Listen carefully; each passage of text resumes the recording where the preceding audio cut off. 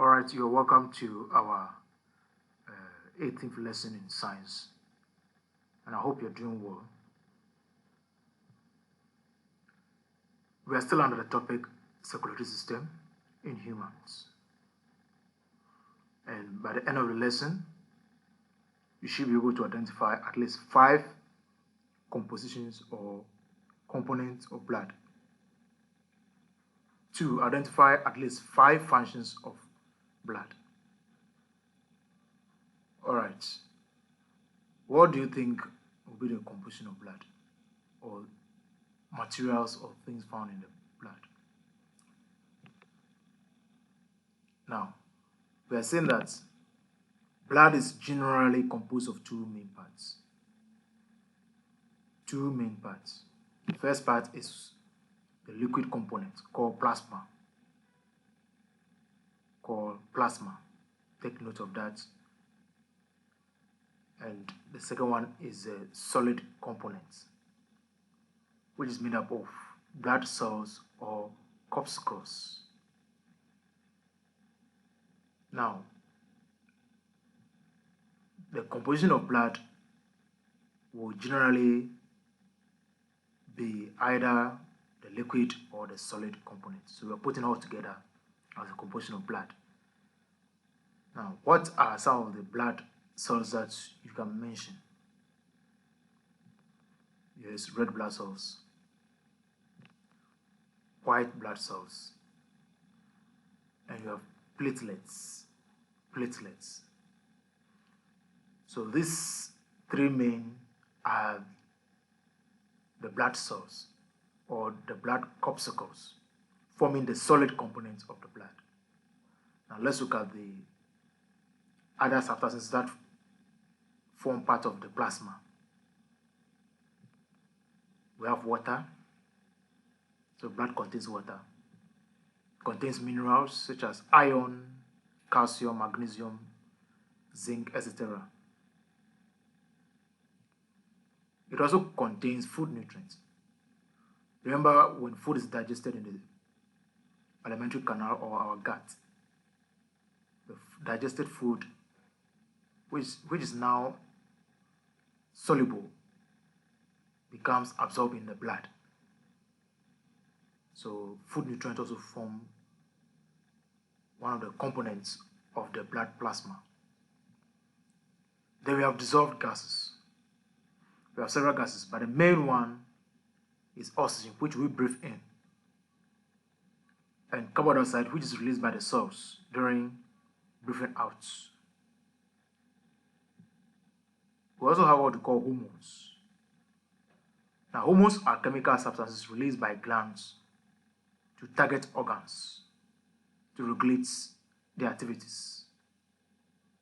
An example of hormone is the hormone called testosterone in male that help in the production of sperms, and then estrogen in females that help in the production of eggs during ovulation. The other component is waste products. Remember, when the cells use the oxygen, carbon dioxide is released as a waste product. Similarly, if the cells make use of the food nutrients like glucose, fatty acid, and glycerol, amino acid, there is production of what we call waste product, which must be removed from the body, and they are found in the blood, which is later removed by the excretory organs. So let's go over the composition before we move on. We mentioned red blood cells, white blood cells, platelets, and of course we also mentioned water, minerals, food nutrients, dissolved gases, hormones, waste products. Okay. Now you have to note that the blood we are talking about is formed from what we call the bone marrow. Bone marrow refers to the soft tissue found inside the bones of humans. So blood is formed from the bone marrow. Now, The red color of blood is due to the presence of what we call hemoglobin. The American spelling is without an A, hemoglobin. Now, the hemoglobin contains one main mineral called iron. So let's take note of this important fact. Now let's move on to look at the functions of the blood. Functions of the blood. Now, consider the functions of the blood. Now, concerning the functions of the blood, we are referring to the work that does. In fact, the various components of the blood perform specific roles. So we would like to look at the general functions of blood. Now, the functions of blood are classified under what we call the transport function, the regulatory function, and then the protective function. Let's take the first one. Now, we're saying that it transports oxygen to the body cells and carbon dioxide away from the cells. So when you breathe in oxygen into the lungs, the oxygen in the lungs diffuses into the blood, and this blood will carry the oxygen to the cells. Again, when the oxygen is used up in the cells of the body, carbon dioxide, which is formed as a waste product, will now be carried by the same blood to the lungs to be breathed out. Now, you have to note that there's a particular component of the blood which does this function, and that component is the red blood cells. Red blood cells. Take note of that. Red blood cells. We also say blood helps to fight against diseases. There are invading bacteria or disease-causing organisms such as bacteria, viruses in the blood every day. There's a component of the blood that helps to fight, kill, or destroy these bacteria or these organisms. And that component is what we call the white blood cells. White blood cells. Take note of that. They also have the reproductive function of the blood. The penis is boneless, but it's filled with spaces, which is filled with the blood for erection to take place during sexual intercourse. So that's another function of the blood. We're also saying that the blood carries waste products from the cells to the excretory organs to be removed from the body. So as I said earlier, when the food nutrients are used up in the cells, waste products are produced such as urea, and these products must not remain in the cells, otherwise they will destroy the cells. So the blood will carry these waste products to the excretory organs, especially the kidney, to be removed later as urine. Some also get to the skin to be removed as sweat. Take note of that.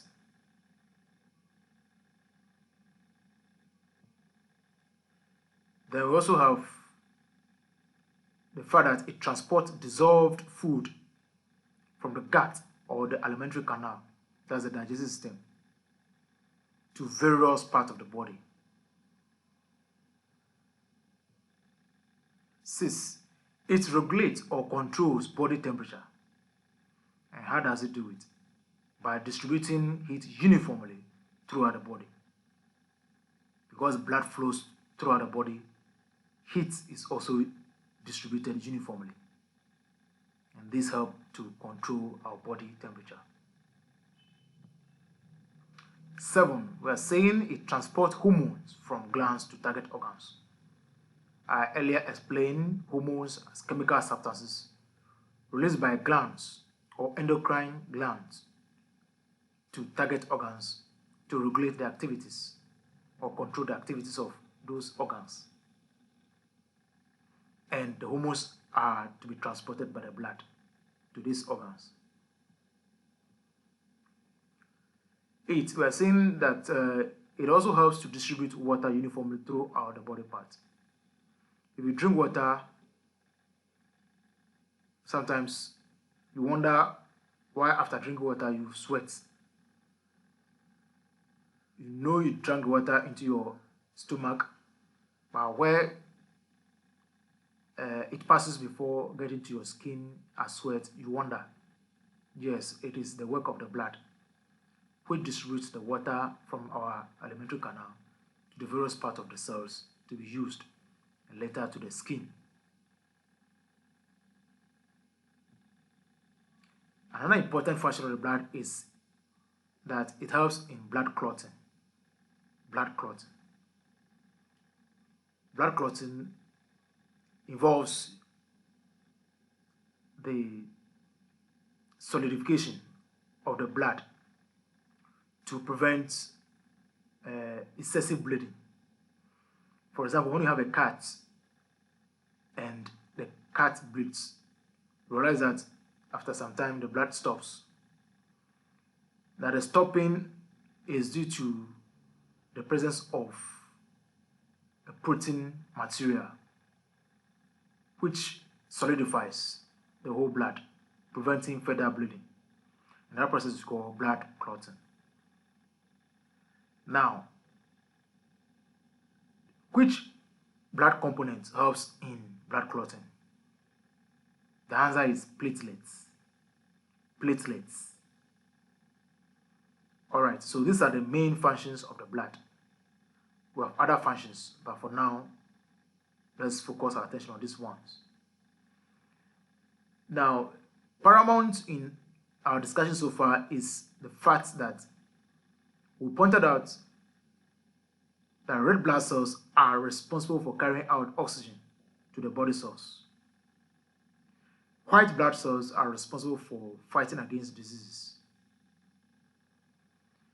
And blood platelets is responsible for blood clotting. Note this fact carefully. The other functions of the blood are carried by the liquid components, that's the plasma of the blood. For your advanced learning, we shall end this topic with discussion on diseases of the circulatory system. Read on causes of high blood pressure and low blood pressure, and then learn the other diseases of the circulatory system, for this will be the focus of our discussion next time. For our assignments 18, after watching this video thoroughly, you should be able to answer these questions perfectly. 1. State 5 components or composition of blood. 2. Give 5 functions of blood. 3. Which blood components I carries oxygen? II fights invading disease-causing organisms, and II clots blood. So find answers to this question. Alright, thank you for your patience. I would like to meet you again in our next lesson, when we shall look at the diseases of the circulatory system. Till then, it is bye.